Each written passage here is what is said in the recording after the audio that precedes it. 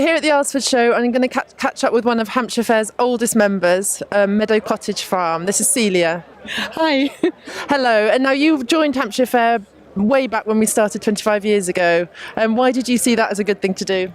Well, we felt that we had several products we wanted to sell, and I think group selling is always good, and it gave us a bit of publicity and that kind of thing. So yeah, we decided to join up at the very first meeting. And it's been lovely to have you on board for all these years. Now, you started your dairy herd back in the 60s. Yep. And you quickly saw that you needed to diversify to survive. Tell us a bit more about that.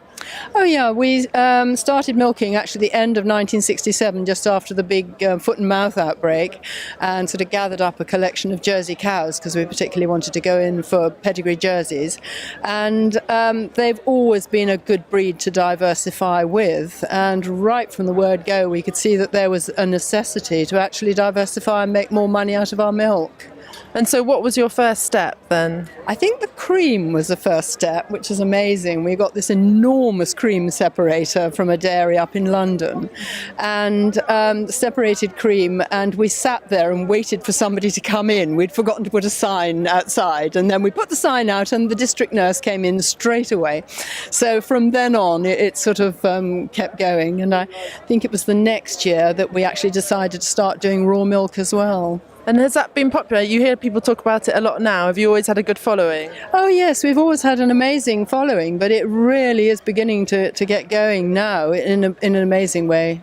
We sell probably about 50 times as much now, if not more. Really? And people can come to the farm to buy the raw milk? Oh yes, it's already bottled on our farm. I know there are a lot of vending machines and things going up, but some people come and they want sort of 50 or 60 bottles of milk.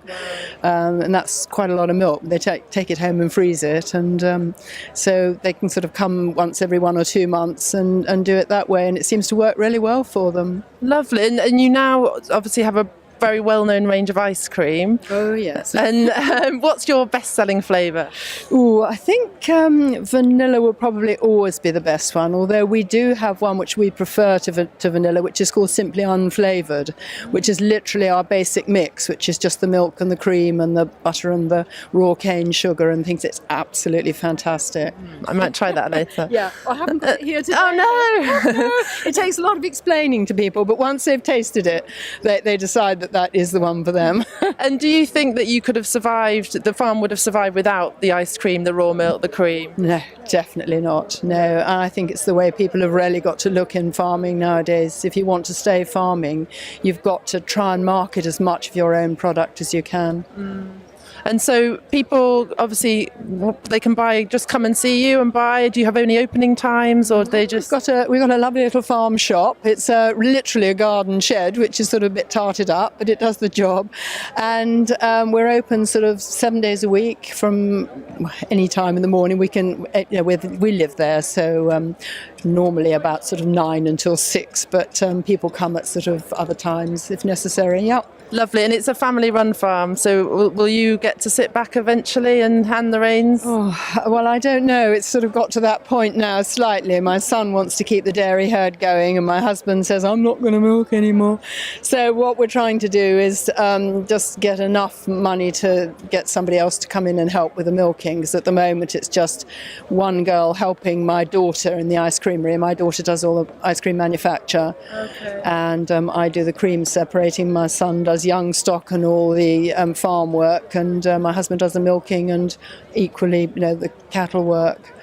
But no, there's a lot of work to do, and we do need more hands. We're sort of thinking about an apprentice or something like that at the moment. I really hope that you find a way to keep it going, so that you can keep the hard work you put in over the years and carry on.